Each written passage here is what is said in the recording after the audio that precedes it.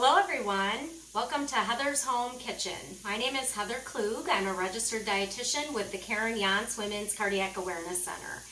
While we're all at home for the coronavirus stay-at-home guidelines, I thought I'd bring you some quick and healthy recipes that you can make at home.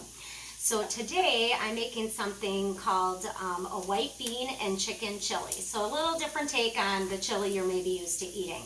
So I kind of got started right away. I'm cooking some onions in a pan. I'm just sauteing them in some extra virgin olive oil because this takes a couple minutes. So they're getting nice and light golden brown. That's kind of what you want to see.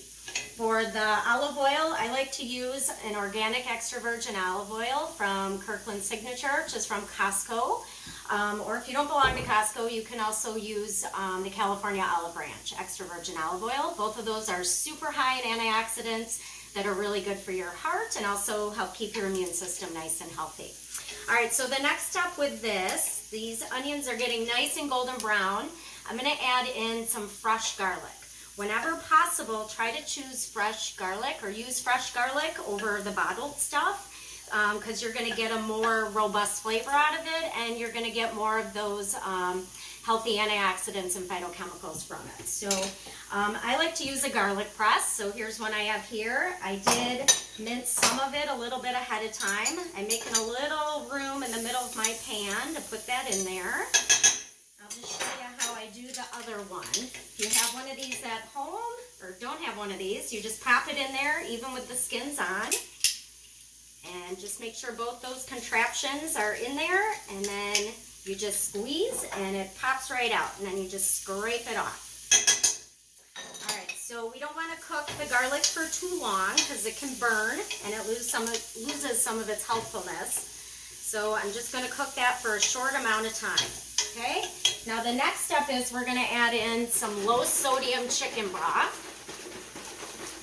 So you can use store-bought, or if you make your own, that's great too. I'm going to use a combination of the two. So this is the store-bought kind. And then I'm going to use some of my own homemade chicken broth as well. So we'll get that in there. Here's the homemade stuff. All right, and next we're going to add in the beans. So I'm just using white beans. You can use like white kidney beans, Great Northern beans, cannellini beans, anything like that is great. We're going to add in some chicken. So this is stuff I had sitting in my freezer. Whenever I don't use up some of the rotisserie chicken, I just kind of save this. I stick it in a freezer bag and stick it in the freezer. So this is a great way to use that up. Because it's going to get its moisture back from the soup, plus there's lots of other great ingredients in there to give it some zing. Then there's some seasonings in this recipe. I've mixed them up ahead of time, but it's a teaspoon of cumin, 3/4 teaspoon oregano, just a little bit of salt, about 1/4 teaspoon, and then a little bit of pepper. So we're just going to add that into there. And then last ingredient here is to add some diced mild green chilies. If you like it hotter, you can certainly cut up some jalapenos and add those in here as well. I'm just a little bit of a baby and I can't handle the spice. My husband / cameraman here loves it spicy, so most likely he'll be adding in some hot sauce later on when he's eating this.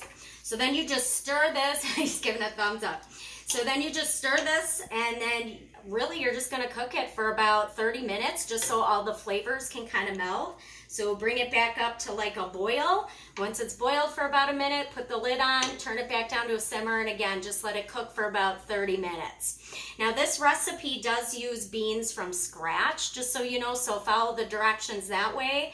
If you're using the beans, you have to soak them, and then they do have to cook in the broth for about 2 hours after that, and then you add the rest of ingredients. But this is an easier way to do it if you just have beans out of the can. You can just kind of throw everything together once you've cooked the onions and the garlic. All right, now if you can see that in there, this is kind of what it looks like at this point.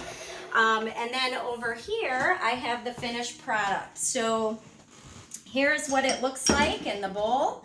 And if you want, you can add some other toppings to it. So just some shredded cheese you can put on top of there, and you could cut up some avocado as well and add that to your white bean and chicken chili. To find this recipe, go to KarenJansCenter.org, click on Live Heart Healthy, then click on Nutrition, and this recipe is on page 9. Thanks for watching, everybody. I'll see you next time. Stay healthy.